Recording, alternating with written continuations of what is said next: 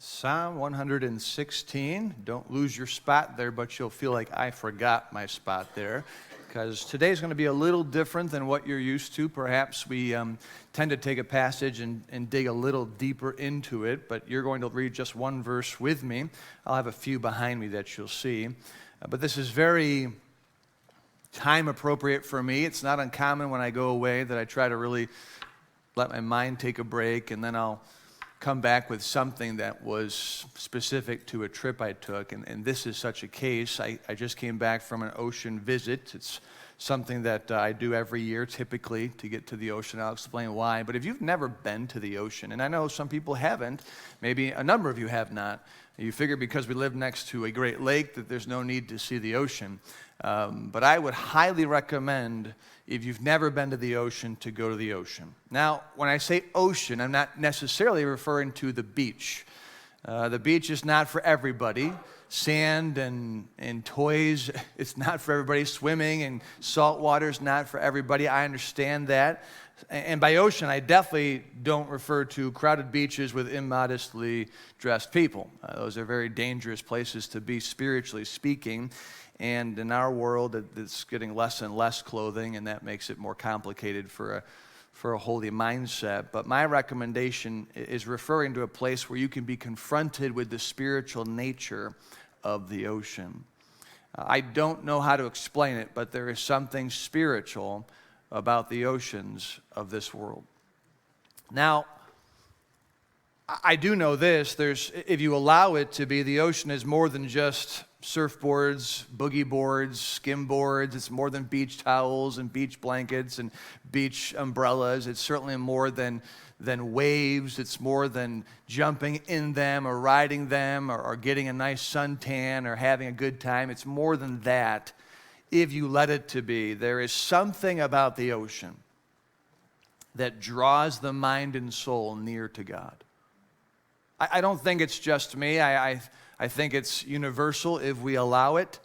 The ocean has a lot of similarities to God. There are a lot of things about the ocean that you can connect to God. It's an intimidating thing. It's very intimidating. The ocean is frightening if you let it. If you let your mind go, if you stare at the ocean and you realize it's too far for my eyes to see and it's too deep for my feet to touch, that makes you very small. And it humbles you immediately. That is God. He is very intimidating. He is too deep for us to understand. He's too far for us to get our arms wrapped around it. Now, the ocean can roar and intimidate you, but it can also be calm and soothing. That's the nature and character of God as well. The ocean is incredibly mysterious. It's intriguing. What is under the ocean? And wouldn't you love to know? But you can't see it unless you get the right equipment, and you can't get down there unless you get the right equipment, and I would never go down into the depths of the ocean. I'm too scared of all the creatures that I can't see until they're right in front of me. And the ocean yet, though, contains ship after ship, creature after creature, story after story, artifact after artifact, and there's just so much there that I don't know what's there. That's God. We take and take from the ocean. We just keep taking from it. Fish, creature after fish after creature, and yet it keeps replenishing itself. There's a lot about God that is found in the ocean, but Scripture alludes to that the ocean does have a spiritual nature to it. You can see behind me the verse in Psalm 29, which says, "The voice of the Lord is upon many waters. The God of glory thundereth, the Lord is upon many waters." And the psalmist knew something about God that we don't grasp, but he said that the voice of God is upon many waters, like an ocean. He's actually upon many waters. Now, you don't hear him audibly, you don't see him visibly, you can't see any remnants of him. In fact, the psalmist said in Psalm 77:19, "Thy way is in the sea, and thy path in the great waters, and thy footsteps are not known." The thing about water is if you had the ability to walk on water, as Jesus Christ demonstrated while he was on earth, God manifest in the flesh, God himself can walk on water, you'd never know it because you can't leave footprints. There's no trail. There's no marker. If I walked on water, I could never prove it because there's no evidence of it. And the psalmist is talking about how God and his ways can do great things as on the waters, and you would never know it. So I can't explain it, but I know that the ocean is a very spiritual place. And while I know that God is everywhere,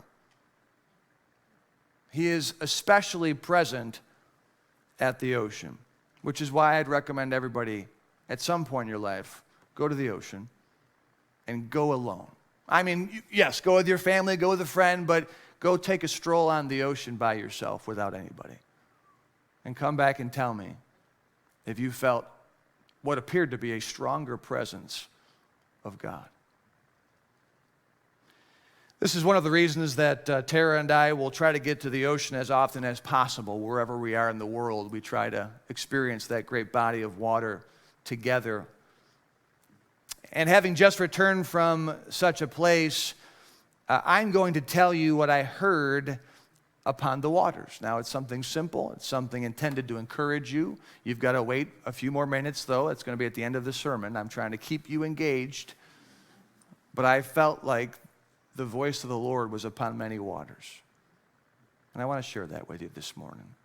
Now, where did I hear it? I heard it on the coast. I heard it in the process of looking for shells. I'm a little bit of a sheller. Some of you are crazy shellers. You'll come home with bags of shells that you're going to do nothing with, but you just takes up room in your vehicle. Some people, I know when we first started doing the ocean scene, every shell we found, look at this. We were just impressed by every shell. Now, I'm very selective. It's got to be beautiful. It's got to be dandy. It's got to be wonderful, because I know where those shells end up and what they don't do. In our home, if you come to our home, we have artifacts from wherever our expeditions, if you would. You'll see shells here. You'll see any new body of water we go to, we take sand, we put it in a bottle, we label it, and we have them all on our wall. And we just love to bring things back to remind us of the memories we've made, the things we've done together, the sights we've seen in the world. And you'll see shells everywhere. Well, I was looking for shells. I was looking for a whelk shell or a conch shell. Those are two very difficult shells to find intact. And I'm one of these eternal optimists that says if I get up before everybody else, I'm going to get the perfect shell that no one will find. I've been doing this now for the past decade, and I've not found that shell yet. But I'm convinced that God's going to bless me. I often pray, God, give me that shell.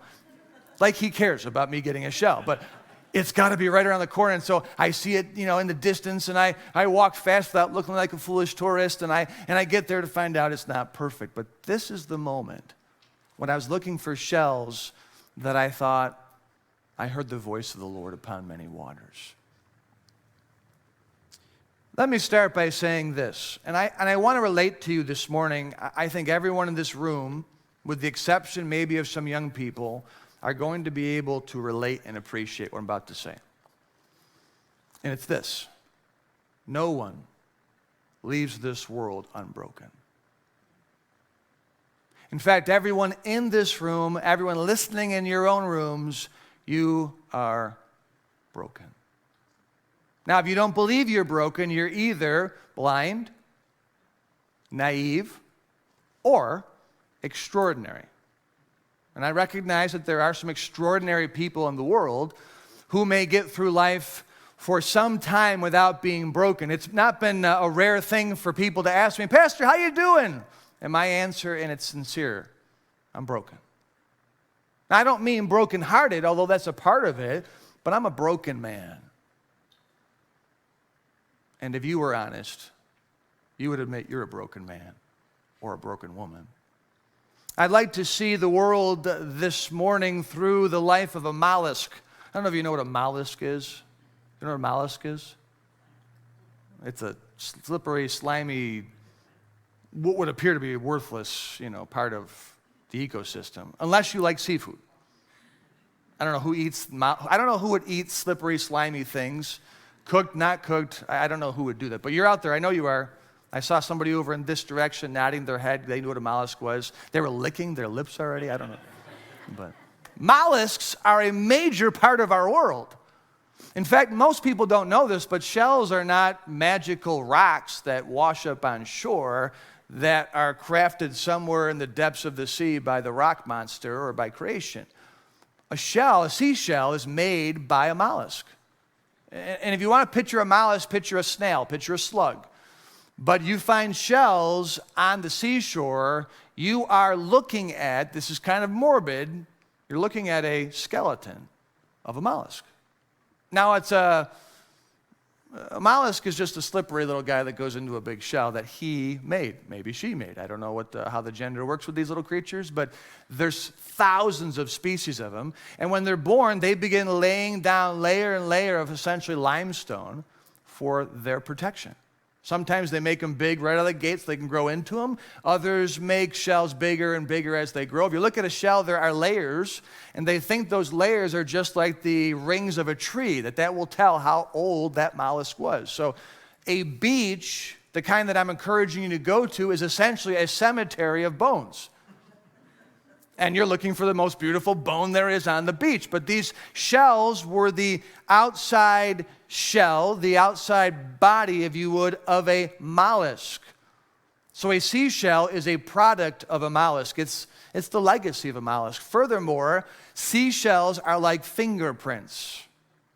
There are no two that are the same, because they're uniquely made by that uniquely created creature.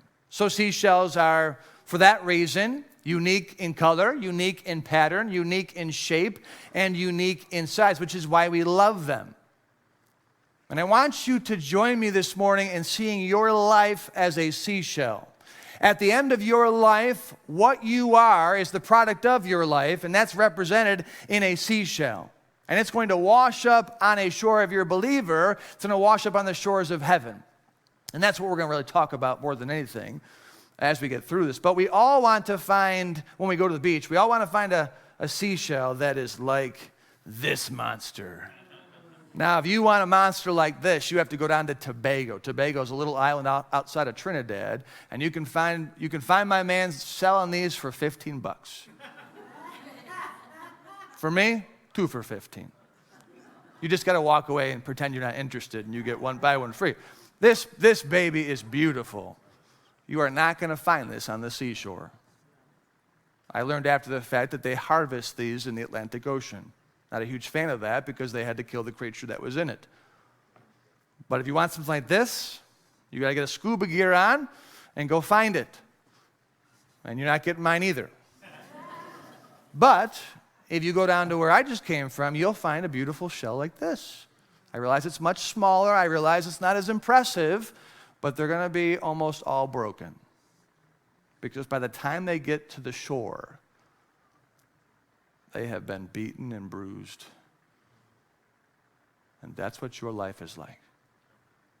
The only ones who end up after this life looking remotely like this are the ones who get taken early. Are the ones who get taken before they get anywhere near the rocks and the turbulence. Even that, though, you know, it's a big hole there. Doesn't matter how old you are, you're broken. Out of the womb, we're broken. We'll talk about that in a little bit. If this morning you're sitting there and thinking, I'm not broken, I want to give you the bad news that you will be by the time you're done. As I thought about shells and how and why they get broken, because I kind of get angry when I'm looking for shells. You keep finding these, and you just, where's the good one? Where's the beautiful one? Where's the whole one? Where's the unbroken one? You start to look at life differently, and you start to get mad at everything. You ever pick up a shell, those of you who are shellers, and you find these holes that appear to be drilled perfectly in diameter into them, and you think, how did those holes get there? Your mind might say, well, they're old, and it just was decayed, or maybe a genetic flaw in that shell, but those holes, I have found out, are made by predators. There are other evil snails, evil slugs, evil mollusks that have the ability to get on top of a shell and essentially drill a perfectly round hole, and then they squirt in these evil enzymes and they suck the creature out. You know, these mollusks. If you still like mollusks, there you go. Careful what you're eating. But I'm going to tell you this morning that if you're not broken, you will be, because in this world there are foes all around us. I see young people all the time who fall into love and don't realize it, but they have fallen into love with their enemy. Not that that person hates them, not that that person intends to do great harm to them, but But I see young people broken. Things are taken from them. Bits of their shell are taken. Their virginity, their purity, their honesty, their integrity, their innocence. In this world, as in the oceans, there is no shortage of predator. Shells are broken by other mollusks. Shells are broken by crabs that come in and break the shell to get to the creature inside. I don't know if you've ever seen the sea otter, but they'll take and slam clams together to break them apart and get the creature inside. We are predators of the ocean life. We'll take a clam and we'll just pop it open and cook it and eat it. And that's the way this world is. This world has lots and lots of predators who want your purity, who want your holiness, who want your innocence, who want all the virtue that we are called to have. There are predators starting with the devil and his angels. There are evil spirits. There are evil men. There are evil women. There are evil workers all around us who want to take from us and break us so that when we finally leave this world, we're just broken. In this room this morning, there is not a person whose life does not have the remnants, the evidence of temptation, of moral failure, of sin. We all end this life with bits of our shell broken, with holes pierced into us from our adversaries. But you know, there's another group of people that break us, the ones we don't think would hurt us. But they're friends. Solomon said, faithful are the wounds of a friend. Why would a friend hurt me? Well, look at it through the ocean. You can see behind me, that's a picture I took while we were down in North Carolina.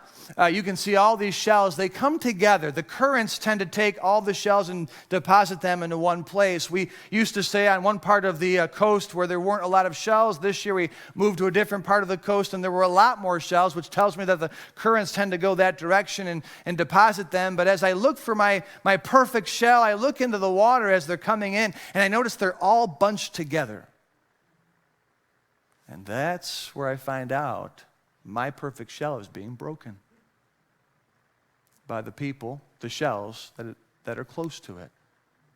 You see, when you get closer to people, they hurt. We all have points and jagged edges, and as we rumble and bumble through life together and roll around with each other and mess around with each other and talk to each other and get close to each other, we are causing friction. And eventually that friction is going to break us. That's why we get so heartbroken when a friend hurts us. Now, I've had people say and do bad things to me. It doesn't hurt my feelings one bit. I'll never forget heading down to Rainbow Lake on the 219. It's a 2-lane highway, and the way I was trained by my driver, Ed, and by my parents and by society is the left lane is for people who are going faster. If you're in the left lane and you're not going faster than me, I'm going to pass you in the right lane. If I can't pass you in the right lane because you decide to go slower than the semi-truck, then I'm going to get just a little bit closer to you than I do normal cars. Always safe. So one day, somebody, perhaps a different gender than me, was in front of me. And I was just, I got to go. So I was teaching her what lane to get into. So I was just a little bit closer. I was very safe, very safe. Finally, she gets the picture, gets over, and as I'm driving past her, she waved to me with one finger. Her kids are in the car, little kids. My kids are in the car, and I thought, well, that's interesting. So I waved back with 5 fingers, and off I went. It didn't hurt my feelings that this woman hated my guts. I didn't even know her.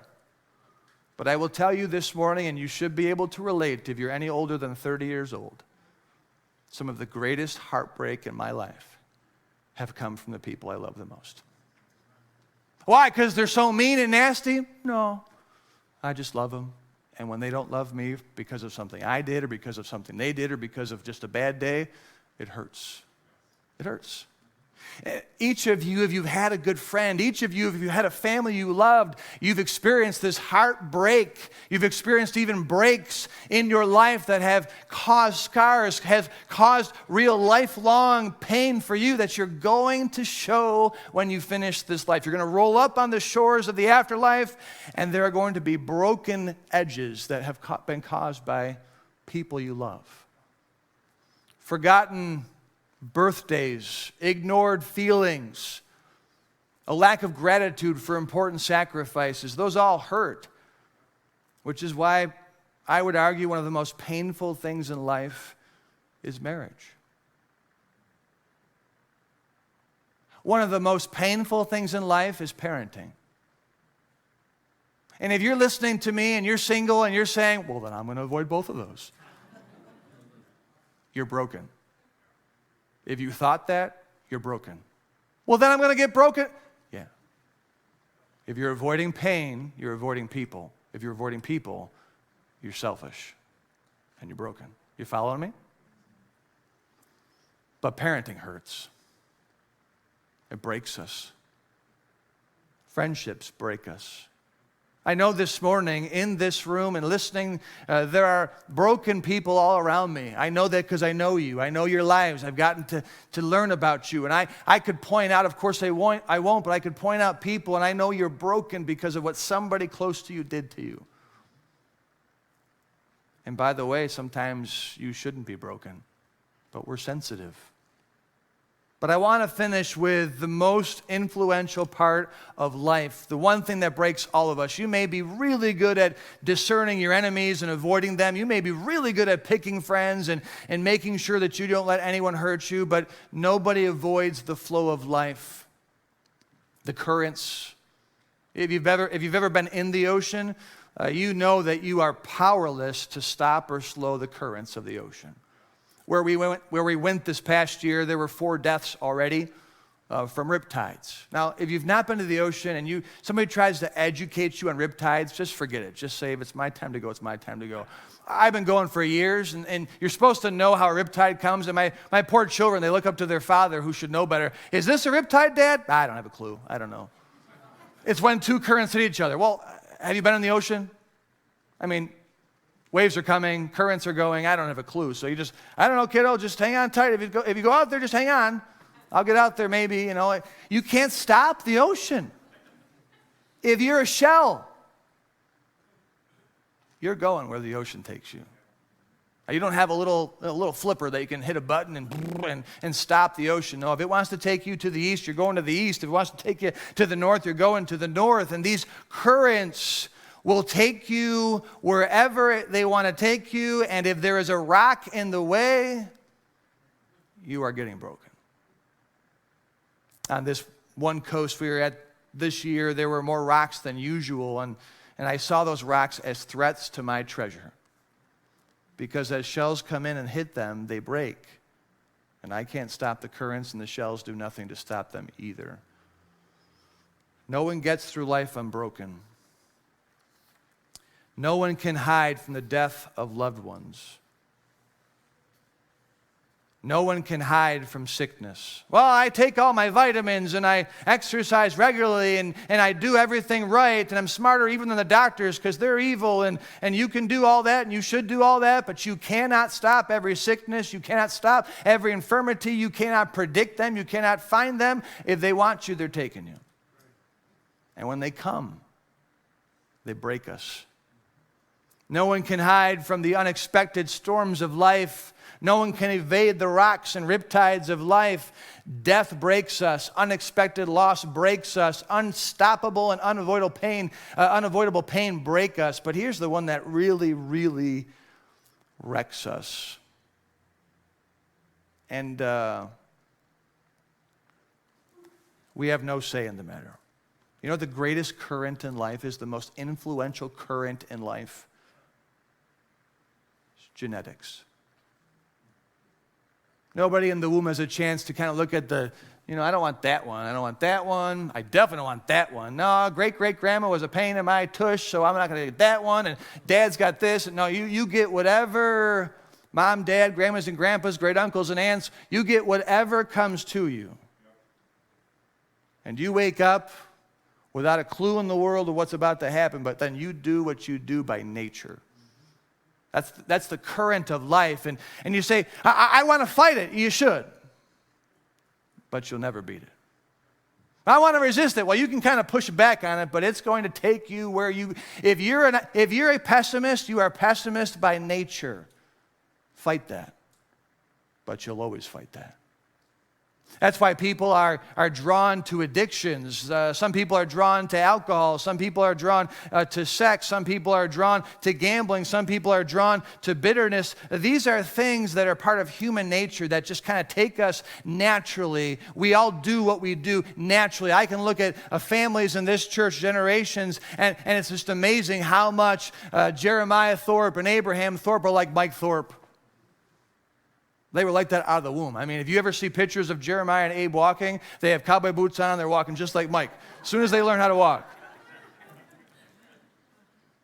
You following me?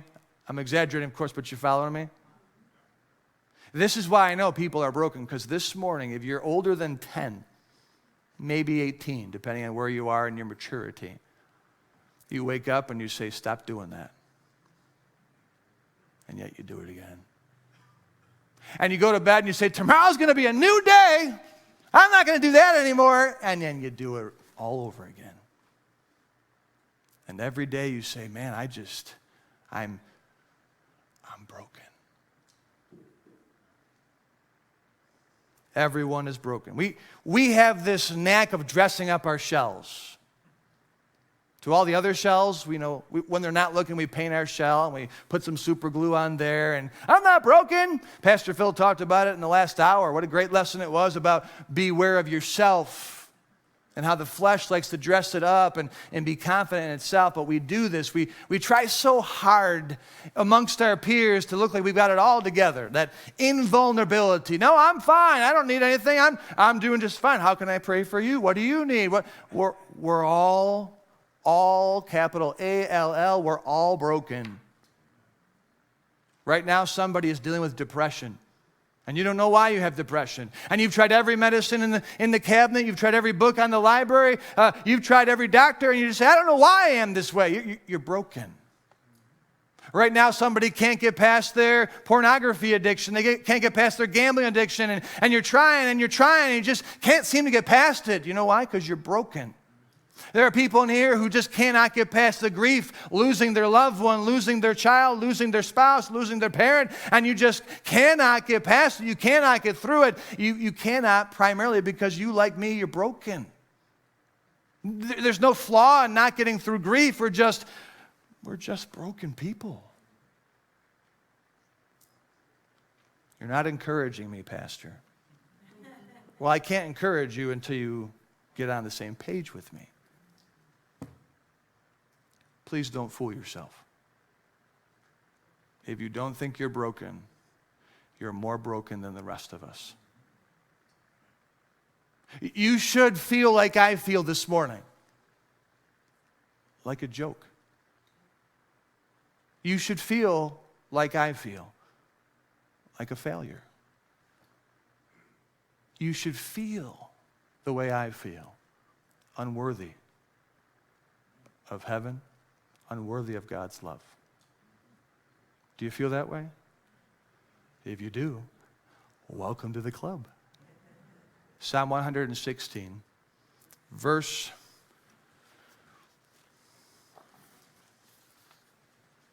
number 15.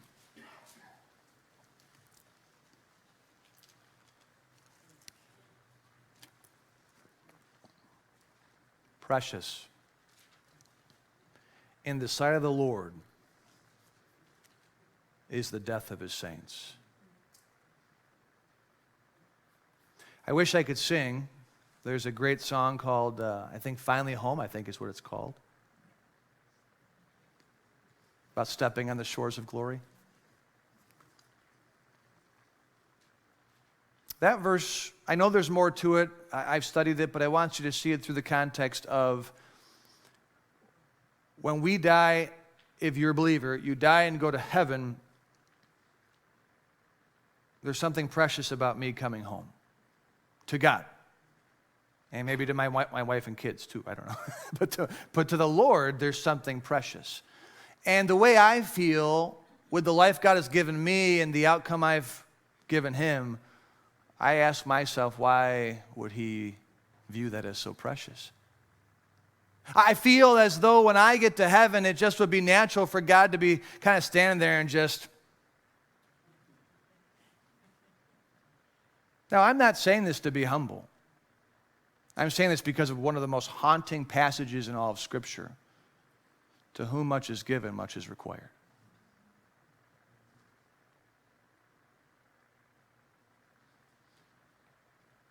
So I do feel like I'm going to get home and God's going to be like, you're just a shell of yourself. You're just a fraction of what I want you to be. Like, get over there. But I told you I heard the voice of the Lord upon many waters. As I was picking up a shell, let's put this shell on the ground. It looked beautiful in the sand. I said, I found it. I found my unbroken shell. I found the shell that's got everything put together. It's just a fraction of what it was.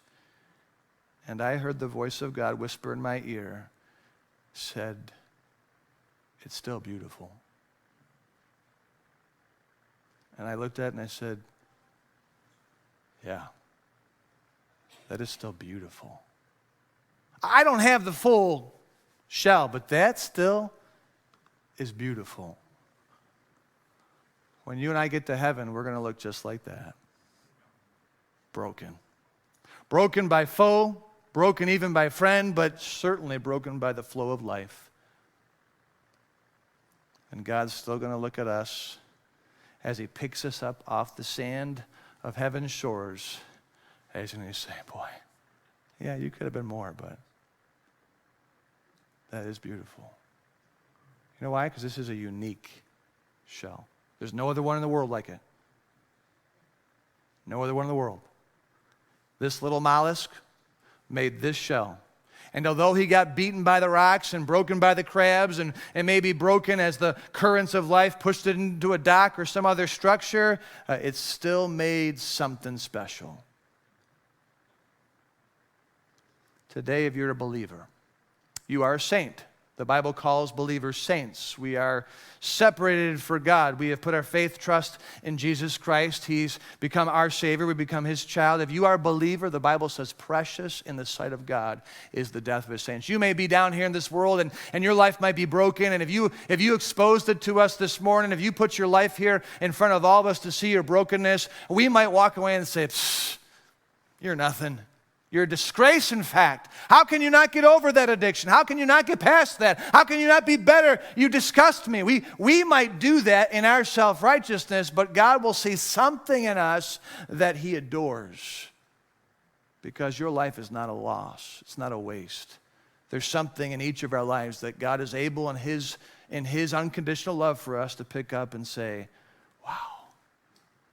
And He takes it back to His house, where there are many mansions, and He puts all of us in His house. And for eternity, He's going to say, I picked up that one, I picked up that one, I picked up that one. Oh, that one's beautiful. Yes, somebody in this world is going to be this shell to God. Yeah. Strive to be that. But if this is all you are, I want you to know that God cannot wait till you finish your life and the currents of life bring you up to the shore of heaven. And He can't wait to pick you up and say, man, yeah, it's broken, but she's still beautiful. He's still beautiful to me. The Lord seeth not as man seeth. Be encouraged today. I know you're broken. I'm broken. I know you want to be better. I want to be better. Don't give up. Don't give up. Because there's coming a day where it's going to be precious in God's sight to see you. Let's stand and have a word of prayer.